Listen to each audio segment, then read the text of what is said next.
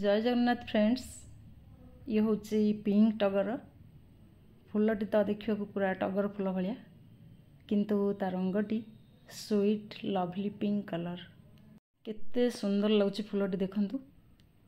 फूलटी light pink colour ता मझिरे मध्य जो छिटा अच्छे से टिके डार्क पिंक कलर ता पत्र गुड़िक टगर पत्र भाया किंतु पत्र गुड़िक टगर पत्र ठू टिके बड़ बड़। फूलटी थरे फुटिले पूरा पेंथा आकार रे बहुत दिन पर्यंत रही थाए। टगर फूल आज फुटिले काली को झड़ी जाए किंतु ये फूलटी थरे फुटिले 4-5 दिन पर्यंत रही थाए। जेहेतु फूलटी थरे फुटिले 4-5 दिन पर्यंत रही थाए तेणुक सबुड़िक फुटी फुटी गोटे बड़ पेंथा आकार हो जाए।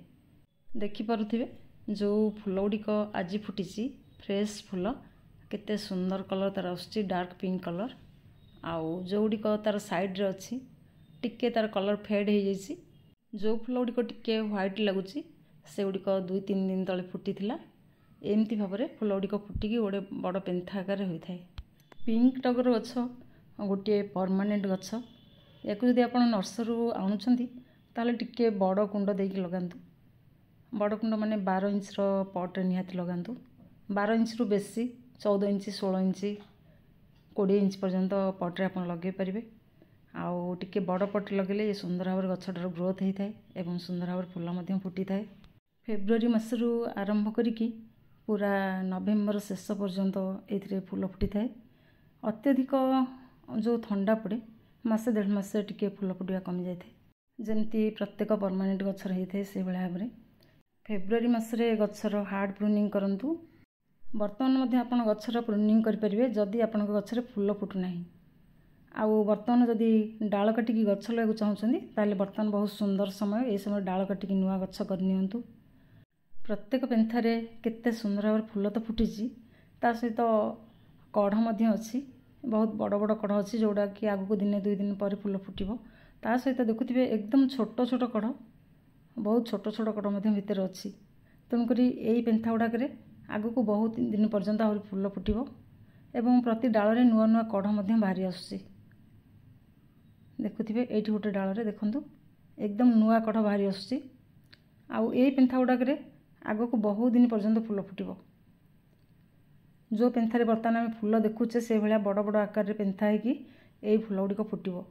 आउ एमती गछरे भरपूर भाव में सब फूल पाइबाक हेले गछरे आमको मासक थरे निहाती भाव में खत देवाक पड़िबो। गछर जत्न नेबाक पड़िबो। मासे तले मु गछरे खत देइथिली मासे 1.5 मास पाखापाखि हो गलानी। देखंतु पुणी थरे मु खत देबी निहाती भाव में आमको एभली भाव में मासरे थरे खत देवाक पड़िबो जदि आम गछरे भरपूर भाव में फूल पाइबाक चाहूचे। खत देवा पूर्वर आम एमती टिके टिके माटी को टिके हल्का ढिला करनबा। आउ देखुथिबे तो केते सारा चेर ऊपर को बाहरी आसी एमती अल्प ढिला करके जोठी चेर न छिंडिबो से भाया भाव में माटी की खोलिबा। छोट छोट चेर जदि छिंडी जाए ताले मध्य गछर किछि असुविधा हेबनी किंतु प्रति मासरे जदि आम गछर कोड़ा खोसा करबा तेणुक प्रति मासरे चेर को डिस्टर्ब करबानी। मोटी नहीं गोटे मुठा गोबर खत 2 चामच सोरिष पिड़िया एवं 2 चामच पाउंस एतिक आज मु गछरे देबी। जो खत आमको अति सहज रे मिल पारुची जोटा कि गोबर खत पाउंस तो एमती समस्त को भी मिल पारिबो अति सहज रे। तापरे ये सोरिष पिड़िया मध्य समस्त को अति सहज रे पाख मार्केट रे मिल पारिबो। इजी गार्डनिंग करंतु जो खत आपन को अति सहज भाव में मिल पारुची। कदली चोपार खत पियाज चोपा आउ आम रोषे घर जहाँ सब बाहर पनीपरिया चोपा यही सब खत देकी गार्डनिंग करंतु आपन गछटी मध्य बहुत सुस्थ रहिबो। फूल फल मध्य आसीबो। एगुड़िक सब जेहेतु ऑर्गेनिक खत आउ एइथिरे मध्य आपन सुंदर भाव में गार्डनिंग कर परिबे। खत को मैं एमती माटी रे मिसेक दे देली ता ऊपर मु किछि माटी भरि दउछि। जदि आपन बेसी जोर चेर ऊपर को बाहर के आछि ताले चेर को डिस्टर्ब न करिकि आपन खत देकी खत ऊपर एमती किछि माटी दे परिबे। जदि आपनकर पट टिके ऊपर खाली अच्छी तापर ये भाया माटी भरी पारे।